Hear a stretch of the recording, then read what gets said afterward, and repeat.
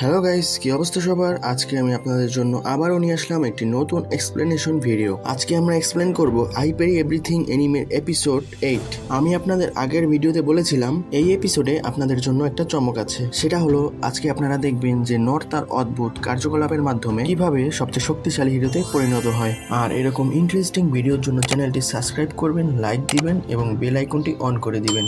গল্পের শুরুতেই আমরা দেখতে পাই নর এবং তার বাবার ছোটবেলার কিছু দৃশ্য দেখানো হয়। নর একটা গল্পের বই দেখে বলছে ড্রাগন স্লেয়ার। নরের বাবা বলে হ্যাঁ, যেসব ড্রাগন খারাপ কাজ করে তাদেরকে ইভিল ড্রাগন বলা হয়। আর ওই অ্যাডভেঞ্চারারটা ওই ড্রাগনের মাথা তার ধর থেকে আলাদা করে দেয়। তারপর ওই ড্রাগনের শরীরের বিভিন্ন অংশ যেমন হাড়, চামড়া, দাঁত ইত্যাদি দিয়ে বিভিন্ন ধরনের ঔষধ এবং অস্ত্র তৈরি করা হয়, যা ওই দেশের জনগণের বিভিন্ন কাজে আসতে লাগে। এরপর থেকেই ওই হিরো পুরো দুনিয়ায় ড্রাগন স্লেয়ার হিসেবে পরিচিতি পায়। তখন নর অনেক উৎসাহ নিয়ে বলে আমিও একজন ড্রাগন স্লেয়ার হব। তখন নরের বাবা বলে এটা এতটাও সহজ হবে না নর, ওইসব ড্রাগন হাজার বছর ধরে জীবিত এবং তাদের শক্তির কোনো সীমা নেই। যখন তারা মাটিতে পা রাখে সেই স্থান কেঁপে ওঠে। ওদের লেজ দিয়ে অনেক বড় বড় পাহাড়কে নিমিষেই ধ্বংস করে ফেলতে পারে। অনেক বছর আগে এই সম্পূর্ণ অঞ্চলই একটা ড্রাগনের কারণে ধ্বংস হয়ে গিয়েছিল। নরের বাবা নরকে আদর করে বলে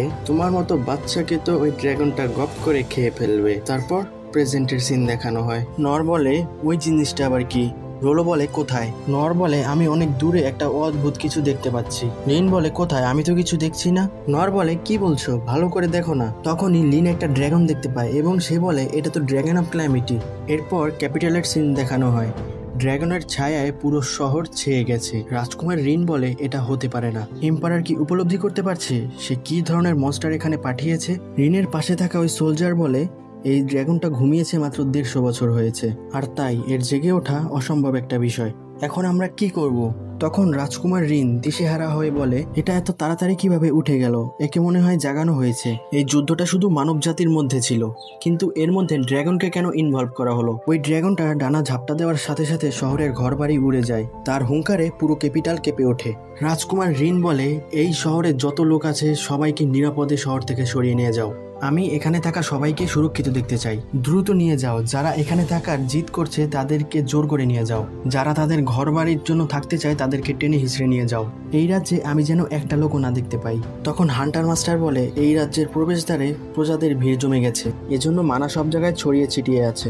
6 সবরিন্সও আলাদা হয়ে আছে, তাই এখন আর কিছু করা সম্ভব নয়। তখন আমরা দেখি কিং রাজদরবারের জানালার সামনে দাঁড়িয়ে আছে। তখনই গিলবার্ট তার সামনে এসে বলে সম্রাট আপনার এখনই এই স্থান ত্যাগ করা উচিত। ওইটা যদি এখানে এসে পড়ে তাহলে আপনাকে বাঁচাতে পারবো না। তখন কিং বলে তোমার দায়িত্ব হলো প্রজাদের সুরক্ষা প্রদান করা, এজন্য তুমি আগে প্রজাদের নিরাপদ স্থানে নিয়ে যাও, আর আমি এখন আমার কিং হওয়ার দায়িত্ব পালন করব। এরপর সিন চেঞ্জ হয় নরের দিকে। ইনেস বলে এই ড্রাগনটা এখানে আসার কারণে আশপাশের অঞ্চলের ওপর হওয়া ধ্বংসযজ্ঞকে কেউ থামাতে পারবে না। হয়তো সবাই এখন ওই স্থান থেকে প্রজাদেরকে বের করার চেষ্টা করছে। তখন লিন বলে এমনটা হলে বাবা ওই রাজ্য থেকে প্রজাদেরকে রক্ষা করতে চাইবেন, যদিও বাবা ওই মনস্টারটিকে এত সহজে হারাতে পারবেন না। তখন লিন আফসোস করে বলে রাজ্যকে ছেড়ে দিন, ওই স্থান থেকে চলে যান। তখন নর আবার ফাজলামো শুরু করে। নর বলে ড্রাগন এত বড় হয়? আমি জীবনে প্রথমবার একটা ড্রাগন দেখতে পাচ্ছি। লিন বলে একটু আগেই তো আপনি একটা ব্ল্যাক ডেথ ড্রাগনকে মারলেন। তখন নর বলে এত কথা বলো না, তুমি আমাকে এটা বলো যে তোমার ভাই এবং বাবা কি এখনো রাজ্যের ভিতরে আছে? লিন বলে হ্যাঁ, তারা অবশ্যই ওই রাজ্যের জন্য এখনো ওইখানেই আছে। যাই হোক, আমাদের এখন অনেক দেরি হয়ে গেছে। তখন নর বলে না, আমি বোধহয় এই পরিস্থিতিকে সামলে নিতে পারবো, আমাকে শুধু অনেক জোরে দৌড়াতে হবে। লিন বলে কি বলছেন, আমরা তো রাজ্য থেকে অনেক দূরে। নর বলে আমি পৌঁছতে পারবো, আপনি গবলিন ফাইটের সময় যেটা করেছিলেন ওইটা যদি আবার করতে পারেন। লিন বলে তার মানে আপনি উইন্ড ব্লাস্টের কথা বলছেন? এটা করে ক্যাপিটালে পৌঁছানো সম্ভব, কিন্তু এটা করা কি উচিত হবে? নর বলে চিন্তা করবেন না, আমার কাছে আমার সোয়ার্ড আছে। এই শহর এবং আপনার বাবা আমার জন্য অনেক কিছু করেছে, তাই আমি তার সাহায্য করতে চাই। যদি ওনাকে ওই শহর থেকে সুরক্ষিত বের করে আনতেই হয় তাহলে আমার মনে হয় আমি সেটা করতে পারবো। লিন বলে হয়তো আপনি ঠিক বলেছেন, আর আমিও কি সব ফালতু কথা বলছিলাম যে দেরি হয়ে গেছে, কিন্তু সেন্সে বলেছেন আমরা পারবো। তবে উইন্ড ব্লাস্ট কখনো মানুষের উপর করাই সম্ভব নয়, কিন্তু ওনার বিষয়ে বলতে গেলে আমার তুচ্ছ মন মানসিকতা কখনোই ওনার ক্ষমতাকে উপলব্ধি করতে পারবে না। এখন আর পেছনোর সময় নেই। তখন লিন নরকে বলে আমি বুঝতে পেরেছি নর সেন্সে। এরপর সিন চেঞ্জ হয়। কিংক্লেস এবং এম্পায়ারের একটা ব্যাকগ্রাউন্ড সিন দেখানো হয়। তখন এম্পায়ার বলে, তোমার মতো রাজ্যকে তো আমি আমার পায়ের নিচে পিঁপড়ার মতো পিষে ফেলতে পারি। কিংক্লেস বলে, তুমি আমাকে যত হুমকি দাও না কেন, আমি তোমাকে ডনজন অফ দ্য লস্ট কখনোই দিতে পারবো না। এম্পায়ার বলে, তুমি তোমার ক্ষমতাকে এভাবে নষ্ট করতে চাও? একটা কথা শুনে রাখো, তুমি আমার রাজ্যের জ্ঞানের মাধ্যমে এই সম্পূর্ণ দুনিয়া শাসন করতে পারবে। তখন কিংক্লেস বলে, কেন, তোমার রাজ্যের জ্ঞান তোমাকে বলেনি যেই শক্তি মানুষের বোধগম্য না সেই শক্তি নিয়ে ঘাটাঘাটি করা উচিত নয়? তখন এম্পায়ার বলে, তুমি আর তোমার ছোট মন মানসিকতা, সর্বনাশ হোক তোমার, রাজা হওয়ার যোগ্য নও তুমি, এজন্যই তুমি কখনো তোমার রাজ্য থেকে বের হতে পারবে না। এরপর আমরা দেখি ড্রাগনটা ক্যাপিটালের মাটিতে পা রেখেছে। কিংক্লেস বলে, তুমি ডনজনের জন্য এতটা মরিয়া যে তুমি এত নিচে নেমে গেছো ড্রাইডাস। আমি কখনো ভাবিনি তুমি তোমার লক্ষ্য পূরণের জন্য এতটা নির্মমতা প্রদর্শন করবে, আর এটা আমারই ব্যর্থতা বিষয়টা এত দূর গড়িয়েছে। তারপর কিং তার প্যালেসের ছাদে উঠে যায় এবং সে একটা পাস্টের ভিশন দেখতে পায়। ছোট্ট রাজকুমারী লিন তার বাবাকে ডাকছে, বাবা এখানে আসুন। তখন আমরা দেখি কিং ওই স্থানে গিয়ে দাঁড়ায়। একজন রাজা এই সময় তার মেয়েকে নিয়ে ভাবছে, কি হলো আমার? তুমি বলেছিলে আমি রাজা হওয়ার যোগ্য নই। তুমি ঠিকই ছিলে, আমার মাথার মুকুটের চেয়ে আমার হাতে তলোয়ার বেশি মানায়। আমার মূর্খতার জন্য প্রজাদের জীবন এখন বিপদে। আমি আমার সকল ভুল তো আর শুধরাতে পারবো না, কিন্তু এই মনস্টারের একটি চোখ তো উপড়ে নিতেই পারি। তারপর আবার সিন চেঞ্জ হয় নরের দিকে। ইনেস তার ডিভাইন শিল দিয়ে একটা সিলিন্ডার তৈরি করে এবং বলে, জনাব নর, আপনি এই সিলিন্ডারের সামনে এসে দাঁড়িয়ে যান। তারপর লিন সিলিন্ডারের পিছন থেকে ম্যাজিক কাস্ট করা শুরু করে। Magic barrier, reflect, magic reflect, enhance, charge, boost, condense, এই সকল ম্যাজিক স্পেল বলার পরে ওই সিলিন্ডারটি সবুজ থেকে কমলা রং ধারণ করে। তখন নর তার নিষ্পাপ মনে জিজ্ঞাসা করে, এটা আগের থেকে একটু অন্যরকম কেন মনে হচ্ছে? লিন বলে, আমি শুরু করছি সেন্সে, কিন্তু ইম্প্যাক্ট আগের থেকে অনেক বেশি হবে, আমাকে ক্ষমা করবেন সেন্সে। নর বলে, কি বলছো বুঝিনি। লিন বলে, মাল্টিকাস্ট, এটা এখন পর্যন্ত আমার সবচেয়ে বড় হামলা হতে চলেছে। তারপর লিন 6 কাস্ট বলে উইন্ড ব্লাস্ট কাস্ট করে দেয় এবং নর ওই স্থান থেকে গায়েব হয়ে যায়। তখন লিন বলে, সেন্সে, আশা করি সব ঠিক থাকবে। তারপর আমরা দেখি কিং ড্রাগনের মুখের সামনে দাঁড়িয়ে আছে এবং ড্রাগন তার মুখ দিয়ে একটা এনার্জি কাস্ট করছে। তখন রাজকুমার রিন বলে, এটা তো ওই ড্রাগনটাই যে আমাদের কন্টিনেন্টকে সম্পূর্ণ ধ্বংস করে দিয়েছিল। তখন আমরা দেখি ওই ড্রাগনটা তার মুখে অনেকগুলো এনার্জি একসাথে বুস্ট করছে। কিং বলে, তুমি আমাকে একটা চক্ষু দিতে পারবে না? তবুও আমি আমার ডিউটি থেকে একবারও পিছু পা হব না, আসো মোকাবিলা করি, আমি তোমাকে দেখাবো হিউম্যান কতটা শক্তিশালী। তখন সবরিন সিন বলে, এটা তো ব্লাস্টিং সোর্ড, সম্রাট তার সম্পূর্ণ শক্তি, সম্পূর্ণ মানা এই একটি অ্যাটাকে দিতে চান। ড্রাগন অফ ক্ল্যামিটি এবং কিংক্লেস দুজনেই অ্যাটাক করার জন্য প্রস্তুত।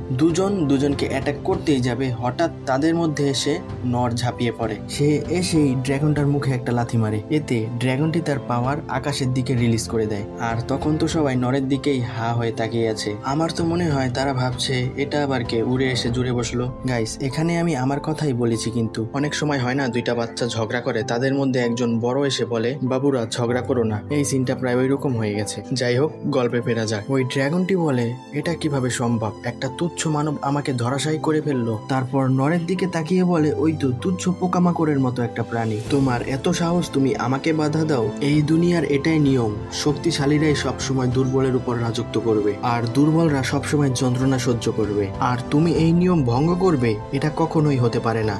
এটা বলেই ওই ড্রাগনটা একটা হুঙ্কার দেয়। তখন ওই ড্রাগনটি তার বিশাল লেজ দিয়ে নরকে অ্যাটাক করে, কিন্তু নর ওই ড্রাগনের লেজের অ্যাটাক প্যারি করতে গিয়ে ড্রাগনটিকে এমন ভাবে ধাক্কা দেয় যে ড্রাগনটি মাটিতে পড়ে যায়। তখন নর আমাদের বলে, আমি ভেবেছিলাম আমি বাঁচবই না। তারপর ওই উইন্ড ব্লাস্টের সিনটি দেখানো হয় যখন নর উড়ে যাচ্ছিল। নর এত দ্রুত যাচ্ছিল যে মনে হয় তার হাত পাকেও পিছন থেকে টেনে ধরে রেখেছে। তারপর সে কতগুলো ডিগবাজি খাওয়ার পর বডি এনহ্যান্সমেন্ট অন করে তার ব্যালেন্স কোনো মতে ঠিক করে। তারপর সে কিছু দূর আসার পর রাজ্যের সীমানায় থাকা বিশাল প্রাচীরের উপর লাফ দিয়ে উঠে যায় এবং সে রাজ্যের ভিতরে থাকা ওই ড্রাগনটিকেও দেখতে পায়। তখন নর বলে, এটা একটু আগে কত দূরে ছিল আর এখন কত সামনে এসে পড়লো। আরে না, মনে হচ্ছে আমি তো এর সাথে ধাক্কা খাবো। তারপর প্রেজেন্টের সিন দেখানো হয়।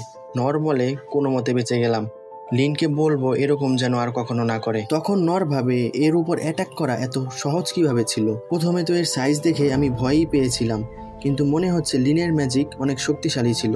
এখন আর ভয় পাওয়ার সময় নেই, বরং আমার সর্বোচ্চ দিয়ে তার চোখে চোখ রেখে মোকাবিলা করতে হবে। এরপর আমরা দেখি লিন, ইনেস এবং রোলো রাজ্যে পৌঁছে গিয়েছে। লিন বলে, শহর সম্পূর্ণ ধ্বংস হয়ে গেছে, ইনেস বলে হ্যাঁ, যতক্ষণ জনাব নর ড্রাগন অফ ক্ল্যামিটিকে আটকে রাখছে এর মধ্যেই আমাদের কিংকে এখান থেকে সরিয়ে নিতে হবে। তখনই একটি ধ্বংসাবশেষ তাদের উপর এসে পড়ে, কিন্তু ইনেসের ডিভাইন শিল্ডের কারণে সবাই সুরক্ষিত থাকে। লিন বলে জীবন রক্ষার জন্য ধন্যবাদ ইনেস। ইনেস বলে রাজকুমারী লিন, এখন আপনার উচিত আমার পেছনেই থাকা। তাদের সামনে হঠাৎ কতগুলো গবলিন এম্পারার আসে। এটা দেখে লিন বলে আমি এবং নরসেন্সে যে গবলিনটার সাথে লড়াই করেছিলাম এগুলো তো তার থেকে অনেক ছোট, কিন্তু তবুও গবলিন এম্পায়ার কোনো সাধারণ শত্রু নয়। আমি এদের সাথে কিভাবে লড়বো? এমন সময় নরসেন্সে কি করতেন? এরপর লিন ইনেসকে কনফিডেন্সের সাথে বলে ইনেস ভয় পেও না, এখানে তো শুধুমাত্র একদল গবলিন। তখন ইনেস বলে ঠিক বলেছেন, এই পরিস্থিতিতে এগুলো আসলেই গবলিন। তখনই ওই গবলিনগুলো অ্যাটাক করতে এগিয়ে আসে। তখনই রোলো বলে তোমরা আর আগে আসবে না, আর গবলিনগুলো তার চোখ দেখে থেমে যায়। এরপর লিন আইস ম্যাজিক করে তাদেরকে জমিয়ে দেয় এবং ইনেস ডিভাইন শট দিয়ে তাদেরকে খতম করে দেয়। তখন লিন ইনেস রোলোর মনে মনে প্রশংসা করতে থাকে। ইনেস আসলেই দ্বিতীয় টাইটেলের যোগ্য, ডিভাইন শট যেটা সত্যি অসাধারণ। আবার রোলো ওই গবলিনগুলোকে একবারেই থামিয়ে দিল। ডিমন ফক কেন এত শক্তিশালী এটা আজ আমি বুঝতে পারলাম। এই ছেলেটা তার নিষ্পাপ মনে আমাদেরকে সহযোগিতা করছে। এরপর নরের দৃশ্যপট দেখানো হয়। আমরা দেখি নর ওই ড্রাগনের সব এটাকে প্যারি করে দিচ্ছে। ওই ড্রাগনটি বলে এটা অসম্ভব, আমার থাবা আমার স্কেলসের মোকাবেলা কেউই করতে পারে না। এখানে স্কেলস বলতে ড্রাগনের শরীরের উপরের অংশকে বোঝানো হয়েছে, তার শরীরের চামড়া অনেক শক্ত, এরকম কিছু একটা বোঝানো হয়েছে। ওই ড্রাগনটি আরো বলে কিন্তু কিভাবে এই তুচ্ছ মানব আমাকে আহত করলো? তখন নর ভাবে আমি এই তলোয়ার দিয়ে যত শক্তিশালী হামলাই করি না কেন এই তলোয়ারে কোনো ফাটল ধরলো না ভাঙলো? এই তলোয়ারটা আসলে কি দিয়ে তৈরি? তখন ওই ড্রাগন আকাশের দিকে উড়ে যায় এবং বলে আমি ভুল ছিলাম, কিন্তু এরপর আর কোনো ভুল হবে না। ড্রাগনটি তার মুখে আবার একটা এনার্জি বুস্ট করতে থাকে, তারপর নরের দিকে অনেক বড় একটা অ্যাটাক রিলিজ করে দেয়, কিন্তু নর তার অপ্রতিরোধ্য প্যারির মাধ্যমে ওই অ্যাটাকটিকেও রুখে দেয়। ওই অ্যাটাকটি নরের তলোয়ারে রিফ্লেক্ট হয়ে আকাশের দিকে চলে যায়। তারপর ওই ড্রাগনটি মাটিতে এসে অনেক জোরে একটা হুঙ্কার দেয়। তখন রোলো বলে ড্রাগনটি অনেক রেগে আছে, কারণ তার সামনে দাঁড়িয়ে থাকা লোকটিকে সে শত্রু মনে করে, কিন্তু তার শত্রু তাকে যোগ্য শত্রু মনে করে না। তখন কিং আমাদের বলে ড্রাগন নিজেদেরকে অনেক বড় মনে করে, আর এটা জানা কথা যে ড্রাগন অফ ক্ল্যামিটি নিজেকে সবচেয়ে শক্তিশালী ভাবে, কিন্তু এখন মনে হয় তার দম্ভ চূর্ণ বিচূর্ণ হয়ে গেছে। তখন ওই ড্রাগনটি ভাবে মনে হচ্ছে আমি এখন দুর্বল। তারপর সে আবার অ্যাটাক করতে নেয়, কিন্তু নর তার তলোয়ার দিয়ে তার একটা দাঁত ভেঙে ফেলে। তখন লিন ইনেস এবং রোলো ওই স্থানে চলে আসে এবং লিন বলে মনে হচ্ছে এই ড্রাগনটা এখন শান্ত হয়ে গেছে, কিন্তু রোলো বলে আমার তো মনে হচ্ছে এই ড্রাগনটা এখন একটা পোষা প্রাণী হয়ে গেছে। তখন নর তার বাবার বলা কথাগুলো মনে করতে থাকে। তার বাবা বলেছিল ড্রাগনের শরীরের বিভিন্ন অংশ ঔষধ, অস্ত্র ইত্যাদি তৈরি করতে ব্যবহার করা হয় এবং এগুলোর মাধ্যমে দেশের জনগণের সহযোগিতা করা হয়, আর এজন্যই সে পুরো দুনিয়ায় ড্রাগন স্লেয়ার হিসেবে পরিচিতি পেতে শুরু করে। তখন ওই ড্রাগনটি নরের দিকে নিষ্পাপ চোখে তাকিয়ে থাকে। তখন নর বলে আমি মনে হয় না তোমার ধর আলাদা করে হিরো হতে চাইবো। এরপর রোলো বলে ওই ড্রাগনটা আর লড়তে চায় না। তারা সবাই নরের দিকে ছুটে আসে এবং এভাবেই এই এপিসোডের সমাপ্তি হয়। তো গাইস, ভিডিওটি কেমন লাগলো কমেন্ট করে অবশ্যই জানাবেন, এবং ভিডিওটি যদি ভালো লাগে চ্যানেলটি সাবস্ক্রাইব করবেন, লাইক দিবেন এবং সাবস্ক্রাইবের পাশে থাকা বেল আইকনটি অন করে দিবেন এইরকম আরো ইন্টারেস্টিং ভিডিও পেতে। তো অপেক্ষা করুন পরবর্তী ভিডিওর জন্য। ভালো থাকবেন, সুস্থ থাকবেন।